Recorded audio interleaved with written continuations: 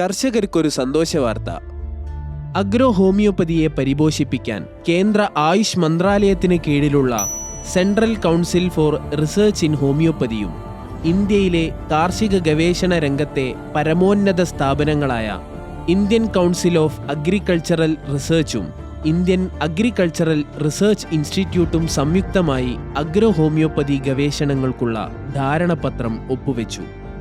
ഹോമിയോപ്പതിയിലൂടെ സുസ്ഥിരമായ കാർഷിക വികസനം എന്ന ആശയത്തിന് വിപ്ലവകരമായ ഒരു ചുവടുവെപ്പാണിത്. ഹോമിയോ ഗുളിക അറിയല്ലോ, ആ രൂപത്തിലുണ്ട്. ചെറിയ നമ്പർ 40 ഗ്ലോബ്യൂൾസ് ടൈപ്പിലാണ് ആ മരുന്ന് ഉണ്ടാകുക.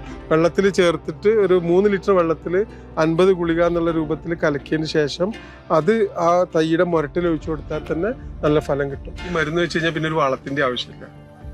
ഒരു 15 ദിവസം കൊണ്ട് തൈകളൊക്കെ വളർന്ന് ഉഷാറായി വരും ചെയ്യും. അതിന്റെ അസുഖം മാറും ചെയ്യും. വിളവെടുപ്പ് നല്ലോണം വർദ്ധിക്കും ചെയ്യും. അപ്പൊ ചെലവ് എന്ന് പറഞ്ഞാൽ ഒരു തൈക്ക് ആ 6 റുപ്യ ചെലവ് വരുള്ളൂ. ഹോമിയോ മരുന്നിന്റെ ആ ഗുളിക ഉണ്ടല്ലോ, ആ രൂപത്തിലുണ്ടാകുക. അതൊരു 50 ഗുളിക ഒരു മരത്തിന്റെ മുരട്ടിലിട്ടാല് നമുക്ക് അതിന്റെ വളവും കഴിഞ്ഞ് 4 മാസം കൂടുമ്പോൾ അതൊന്ന് മുരട്ടിലിടേണ്ട പ്രശ്നമുള്ളൂ. വെള്ളത്തെ കലക്കിയിട്ട് മുരട്ടിലിടണം, അത്രേ ഉള്ളൂ. ആകെ അത്ര ചെലവ് വരുന്നുള്ളൂ. ഒരു 6 രൂപ ഒരു തൈക്ക് ഒരു സമയത്ത് ചെലവ് വരും കൂടിയാൽ. അപ്പൊ ഒരു 3 പ്രാവശ്യം കൊല്ലത്തിൽ ഒഴിക്കാന്ന് പറഞ്ഞാൽ 18 രൂപ ഒരു വർഷം. ആകെ വളത്തിനൊരു ഇതേപോലെ ഒരു ജാതിക്ക്, വലിയ ജാതിക്ക് അത്ര ചെലവ് വരണം. വളവുമായി മരുന്നുമായി രോഗങ്ങൾ വന്നാൽ അത് മാറും ചെയ്യും. നല്ല വിളവെടുപ്പ് ഉണ്ടാവുകയും ചെയ്യും. ഇതിൽ ഈ ബോട്ടിൽ 3000 ഗുളിക ഉണ്ടാവും. ഈ 3000 ഗുളിക എന്ന് പറഞ്ഞാൽ ഒരു 60 തൈകൾക്ക് ഉണ്ടാകുക. അപ്പോൾ നമ്മളിങ്ങനെ എടുക്കുകയാണെങ്കിൽ ഇങ്ങനത്തെ ഒരു അടപ്പ് എടുത്താൽ മതിയാവും. ഇങ്ങനത്തെ ഒരു അടപ്പ്, വാട്ടർ ബോട്ടിലിൻ്റെ അടപ്പ് പോലെ ഒരു അടപ്പ് എടുത്താൽ ഈ അടപ്പിൽ ഇങ്ങനെ മരുന്ന് എടുത്തു കഴിഞ്ഞാൽ ഫില്ല് ചെയ്ത ഒരു 60-70 ഗുളിക ഉണ്ടാവും. 50 ഗുളിക മതി ശരിക്കും. ഈ 50 ഗുളിക ഇങ്ങനത്തെ എടുത്തിട്ട് ഈ 3 ലിറ്റർ വെള്ളം എടുത്തിട്ട് ആ 3 ലിറ്റർ വെള്ളത്തിൽ ഇങ്ങനെ ഒഴിച്ച് കഴിഞ്ഞാൽ മതി. ഒഴിച്ച് കഴിഞ്ഞ് ഇട്ട് കഴിഞ്ഞാൽ പിന്നെ അത് അതിൽ ലയിക്കും. കർഷകർക്ക് രാസപദാർത്ഥങ്ങളാൽ വിഷലിപ്തമല്ലാത്തതും വളരെ വേഗത്തിൽ ഫലം ലഭിക്കുന്നതും ചിലവ് കുറഞ്ഞതും ഹാനികരമല്ലാത്തതുമായ ഒരു ബദൽ സംവിധാനമാണ് അഗ്രോ ഹോമിയോപ്പതി. ഈ ആഗ്രോ ഫാർമയുടെ മരുന്ന് ഉപയോഗിക്കുന്നതിന് മുമ്പ് കവുങ്ങിന് ഭയങ്കര മഞ്ഞളിപ്പും ശോഷിപ്പ് കുറവും ആരോഗ്യശേഷിയും ഒന്നും ഇല്ലായിരുന്നു. അതിനുശേഷം കവുങ്ങിന് നല്ലൊരു ശക്തി കിട്ടുകയും നല്ലൊരു ഇതിലേക്ക് മാറുന്നുണ്ട് തൈ. இப்போ மரத்தில் எந்த விதமான பூச்சி தொந்தரவு எதுவுமே இல்லை. மரம் சிறப்பான வளர்ச்சியாக இருக்கு. മണിക്കൽ അഗ്രോ ഫാർമയുടെ കാർഡമം കെയർ പരീക്ഷിച്ച് നോക്കി.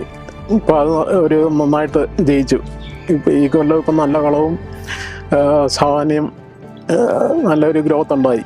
ഹോമിയോപ്പതി മരുന്നിന്റെ പ്രിപ്പറേഷന്റെ പ്രത്യേകത തന്നെ അതാണ്. ടോക്സിക് ആയ എഫക്റ്റ് ആയ ഒരു മെറ്റീരിയൽ നോൺ ടോക്സിക് അവസ്ഥയ്ക്ക് മാറ്റുന്ന ആ കൺവേർഷൻ പ്രോസസ്സാണ് ഹോമിയോ മരുന്നിന്റെ നിർമ്മാണ രീതി. അതുകൊണ്ട് തന്നെ വിഷമില്ലാത്ത രൂപത്തിലുള്ള ഭക്ഷണം കഴിക്കുക എന്നുള്ളതാണ് ഒരു ഏറ്റവും വലിയ പ്രത്യേകത. ഇപ്പോൾ വാഴയ്ക്ക് ആയാലും ശരി, ഒഴിക്കുമ്പോൾ വാഴ കാണുമ്പോൾ തന്നെ ഒരു ഭംഗി നമുക്ക് തോന്നണത്. അപ്പോൾ നമുക്കൊരു സന്തോഷം തോന്നുകയാണ്. ഞാൻ ഡോക്ടർ ഹിദായത്തുള്ള കഴിഞ്ഞ 30 വർഷത്തോളമായി ഹോമിയോപ്പതി മേഖലയിൽ പ്രാക്ടീസ് ചെയ്യുന്ന ഹോമിയോ ഡോക്ടറാണ്. 1992 എൻ്റെ കോഴ്സ് കഴിഞ്ഞത്. കോഴിക്കോട് ഹോമിയോ മെഡിക്കൽ കോളേജിൽ നിന്ന് BHMS കഴിഞ്ഞ് പുറത്തിറങ്ങിയതാണ്. കക്കാടമ്പയിലുള്ള ഏകദേശം 15 ഏക്കറോളം സ്ഥലത്ത് മനക്കൽ ഓർച്ചാർഡ്സ് എന്നുള്ള ഒരു തോട്ടം നമ്മൾ ഡെവലപ്പ് ചെയ്തിട്ടുണ്ട്. ഞാൻ തന്നെ ഡെവലപ്പ് ചെയ്തിട്ടുണ്ട്. അതിൽ തൈ വെച്ചത് മുതൽ ഇപ്പോൾ ഈ കാണുന്ന അവസ്ഥയിലേക്ക് ഈ തോട്ടം ഡെവലപ്പ് ചെയ്തത് വരെയുള്ള എല്ലാ സംഭവങ്ങളും എൻ്റെ നേതൃത്വത്തിലാണ് ചെയ്തിട്ടുള്ളത്. ഇവിടെ നമ്മൾ ഉപയോഗപ്പെടുത്തുന്നത് മുഴുവൻ ഹോമിയോപ്പതി മെഡിസിനാണ്, തുടക്കം മുതൽ വളമായിട്ടും അല്ലാതായിട്ടും.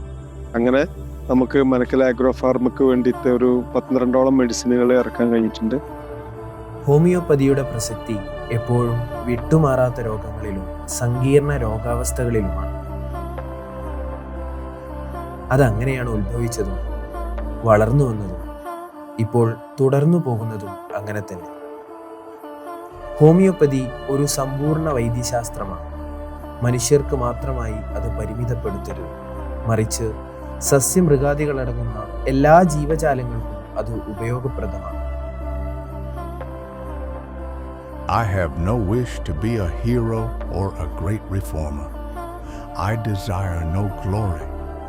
I seek only the good of mankind.